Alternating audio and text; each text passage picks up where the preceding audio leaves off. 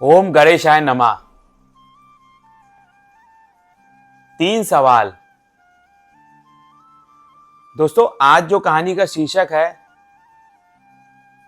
वो है 3 सवाल। दोस्तों, एक राजा के 3 सवाल थे। उसने बहुत लोगों से पूछा पर उसके जवाब से वो खुश नहीं था। लोगों ने जवाब तो दिए पर उसकी संतुष्टि नहीं थी। तो एक बार एक संत उसके दरबार में आए तो राजा ने उनसे भी वही 3 सवाल पूछे। तो 3 सवाल क्या थे दोस्तों?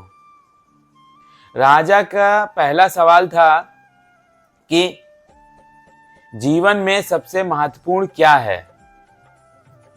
दूसरा सवाल, जीवन में सबसे महत्वपूर्ण व्यक्ति कौन है। और तीसरा, जीवन में किसी भी कार्य को करने के लिए सही समय क्या है। तो राजा के 3 सवाल थे। तो राजा ने जब संत से पूछा तो संत कोई गाना गुनगुना रहे थे, तो उन्होंने राजा के सवालों को नजरअंदाज कर दिया। तो राजा को क्रोध भी आ रहा था कि संत उनके सवालों का उत्तर नहीं दे रहे हैं। तो राजा ने उनसे कहा कि आप उत्तर दीजिए, आप इतना दुस्साहस कैसे कर सकते हैं। तो भी संत गुनगुना रहे थे। तभी दरबार में एक निर्धन व्यक्ति आता है और वो घायल अवस्था में होता है।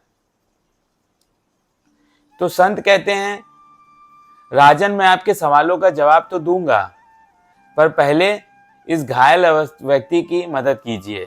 चलिए, इसकी मदद कीजिए तो फिर मैं आपके तीनों सवाल का उत्तर दूंगा। तो राजा कहते हैं ठीक है। तो राजा संत के साथ जाते हैं और उस घायल निर्धन की मदद करते हैं।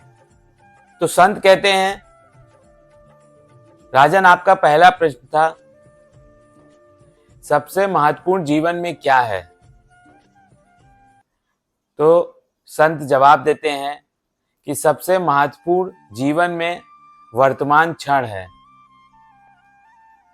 ना भूतकाल में जाना चाहिए ना भविष्य काल में जाना चाहिए। जो वर्तमान क्षण है वो सबसे जीवन में महत्वपूर्ण है।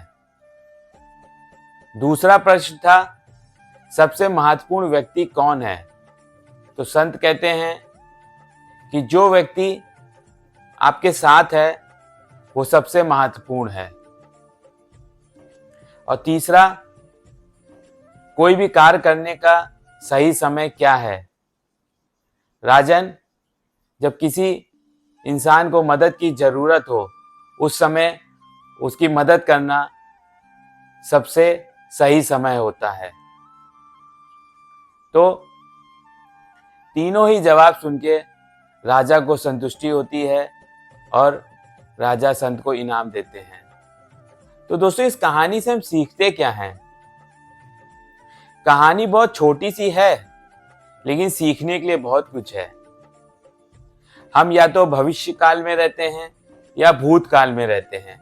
हम वर्तमान क्षण में कभी नहीं रहते हैं। सबसे महत्वपूर्ण समय है वर्तमान क्षण। वर्तमान का समय सबसे महत्वपूर्ण है। सबसे महत्वपूर्ण व्यक्ति कौन है? जो आपके साथ है वो सबसे महत्वपूर्ण है। उसको वैल्यू दीजिए, उसकी इज्जत करिए। और किसी भी मददगार को या किसी जरूरतमंद की सहायता करेंगे तो वही सबसे उत्तम कार्य है। उससे बड़ा कोई कार्य नहीं है। तो आशा करता हूं आज की भी कहानी आपको पसंद आई होगी। धन्यवाद दोस्तों।